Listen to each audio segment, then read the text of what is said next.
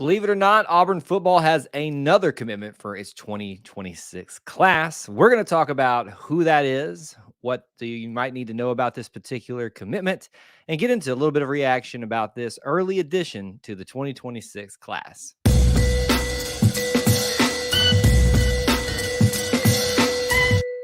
War Eagle Auburn family and War Eagle E2C Network family, thank you so much for joining us. Whether you're watching live, whether you're watching on the replay, whether you're watching on Facebook, here at home base of YouTube, or other different places, times, venues, multiverses where you can get all this particular content, we appreciate you being here and being part of our little family within the Auburn family. As is always the case, we'd love for you to start off the stream, whether you are live or on the replay, by smashing the like button. It's a huge way to help get us started on this stream, and is much appreciated if you could do that. And also check in with us. Let us know that you're here watching. Post where you're watching from with your city, your state, international with the War Eagle. We'd love to know that you're here. And of course, your thoughts throughout the stream or the replay as you're watching today. As I addressed at the beginning of the show, Auburn yesterday, so this is a little bit of a delayed reaction stream, given yesterday was New Year's Day, and travel plans prevented me from being able to go live. But we are reacting today to the news that Denairius Gray, wide receiver, and I think he has himself listed as a defensive back too, so maybe he wants to be considered more of an athlete, but on most sites, considered a wide receiver for the 2026 class. Yes, you heard me correctly. The 2026 class. We are doing a stream. We are doing a reaction. We are discussing something so far in the future because, let's be honest, most of y'all love to talk about this stuff. So we're going to do that a little bit. So what is usually the case with these streams? It's going to be on the shorter end, but that shouldn't stop you from dropping in your comments and questions, just because we don't want to overanalyze something that's so far in the future, but we want to give you some information just to think about, to ruminate on things that could be developing with the commitment/recruitment process in the next 2 years that go forward. But for now, some operating information is what we'll dive into first to discuss. We got some fine folks already checking in with somebody with a great name, Kyle. I'm Kyle, if you haven't figured that out. Thomas is here. Good to see you so much. And yes, I'm aware there are other big topics out there that you may want to discuss on this stream. We won't be diving into those particular ones here, just focusing on this commitment for the class and information that you might want to know about him. If you want to be a part of something else that we do here, we do a post-game stream after every basketball game. So late tonight, we'll be doing one. And then on Wednesday nights, our live call-in show where we can talk about anything. So let me give you right now the information, just general overview of what you need to know about this particular individual in terms of, measurables, not necessarily stats, but just the impression that you can walk away from, where he's from, all that kind of stuff. So we said Denairius Gray plays for Chaminade Madonna Prep. I've heard of I think I'm probably pronouncing it because some people would say Chaminade, but I think it's Chaminade Madonna Prep.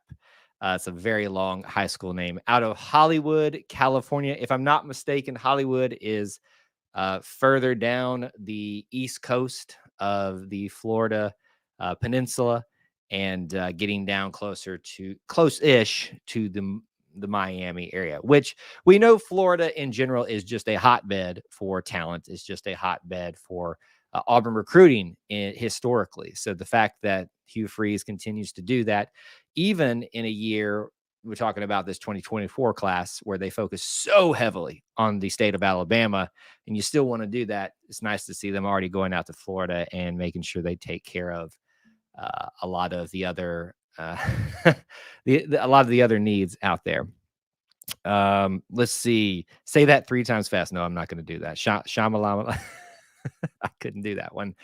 That was very hard for me to pronounce. And I'm probably mispronouncing it as I usually do. And I'm probably mispronouncing Denairius too, but I believe that's how you say it. Denairius Gray. So from Hollywood, California, Chaminade, Madonna Prep, this has him listed as Boynton Beach, Florida, Hollywood, Florida, the state of Florida. He's a Florida prospect.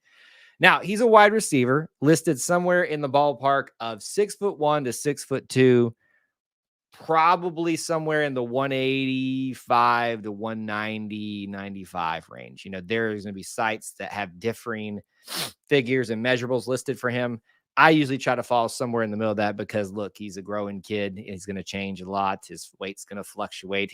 He may even get taller. I don't know. Usually most people get their height growth spurts about his age. And so he may have already topped out. But right now, 6'1", 6'2", puts him as a very tall wide receiver. Well, tall-ish wide receiver. I guess there are taller ones out there. But usually when you see 6'1", 6'2", these are the guys that are considered the wide wingspan guys, the ones that can really go up and get a catch. Think Seth Williams. If you're an Auburn fan, that might remind you of something like that. That's kind of what popped up in my head when I just kind of started reading about this guy. He is just finished up his sophomore year, again, class of 2026. So a lot is still going to change with this guy. Measurable wise, a lot can change in terms of maybe if he continues to want to play wide receiver, maybe he wants to go to defensive back at some point. But there is still an opportunity here to discuss what we might want to take away from his overall commitment.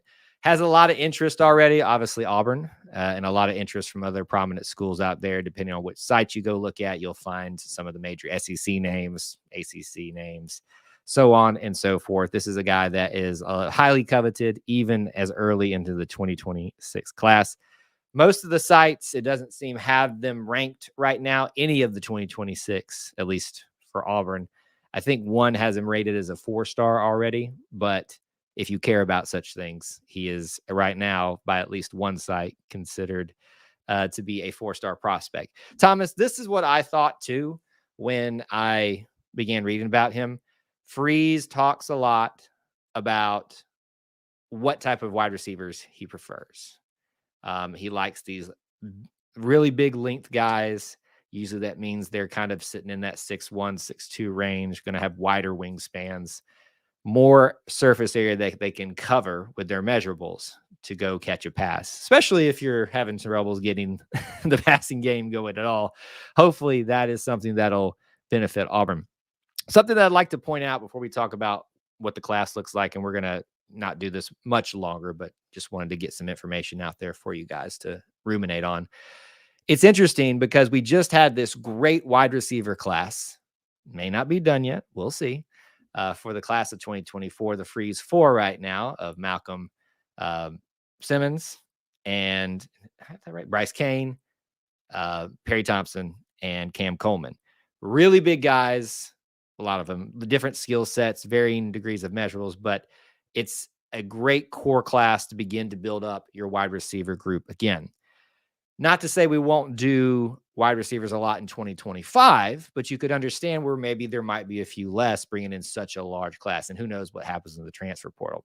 What this strikes to me is a recognition by Hugh Freeze that we can't wait that long to begin to build up that wide receiver stockpile yet again. And here we are talking about a wide receiver that kind of, for now, sounds a lot like your Cam Colemans, your Perry Thompsons, things like that. Trent points out what a lot of people are frustrated with, and I'm gonna address the comment, but I'll also address the frustration too. Trent says, hard to get excited holding on to someone for 2 years seems impossible with NIL. My biggest thing for folks right now, we've lamented about NIL enough. It's here to stay. It's and we've said all we need to say. I'm not jumping on you, Trent, about this, but it's just kind of something a trend I've seen that it's just said over and over. I guess we need to stop focusing so much on, oh, I hate this. I hate this. We all hate it. To be honest with you, it is what it is. And that's why I started the stream by saying 2026 is a long time and a lot can happen even without NIL. But yes, it is hard. I understand to think that this guy might even still be around. You know, Auburn had a lot of people committed in the 2024 class, not a lot, but a few that already dropped off. A quarterback and things like that. And that was with coaching changes. I mean, who knows? Hugh Freeze may not be here in 2026. I really hope that's not the case, but a lot can definitely change. And yeah, someone can always get outbid, but it's the name of the game. We're here and we can lament about all we want, or we can accept it and deal with it. Is kind of my take on that. All right. So we've talked about him as the individual. Very briefly here, let's talk about what the class looks like. Not much to talk about, but there is more than one. He is the second commitment in the 2026 class. And I'm going to try to pronounce his name. Kale. Ellis, an interior offensive lineman from Canton, Georgia. So we talk a lot about Alabama being Auburn's number one priority. It's your in-state, but it's your state. And then Florida and Georgia being really Georgia, then Florida being your priorities in terms of taking care of those close by recruiting grounds. So you've already done that in the 2026 class, addressing an area that has really needed to be shored up in offensive line and wide receiver, which continues to need to be replenished and not fade off maybe as it has done in the past. You can talk about rankings and stuff for this class. Auburn finds themselves in the top 5, I believe, and most people who are ranking them right now.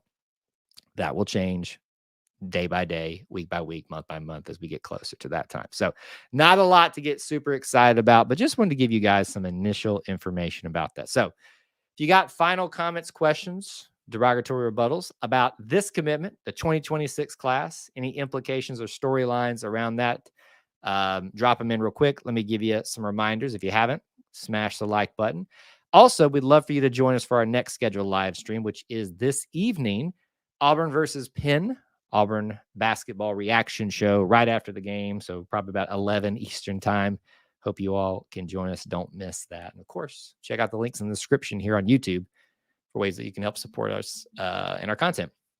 Final thought. This is continuing to be a feather in the cap of wide receiver coach Marcus Davis, who is just coming off a great, absolutely great wide receiver class and already starting very much so with the 2026 class. Happy to see excited really to see what he will do, with the rest of the 2025, the 2026 class. He is definitely an up and comer. Not used to seeing a staff working on next year's class, let alone 1-2 years away. It is a new thing. It seems like it happened a staff previous, but didn't seem to happen at least successfully as much with the previous staff. It is a nice change of pace. All right, folks, thank you for tuning in. Appreciate you being here for an impromptu live stream, hanging out with me.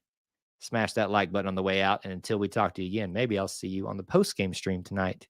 But otherwise, until then, War Eagle.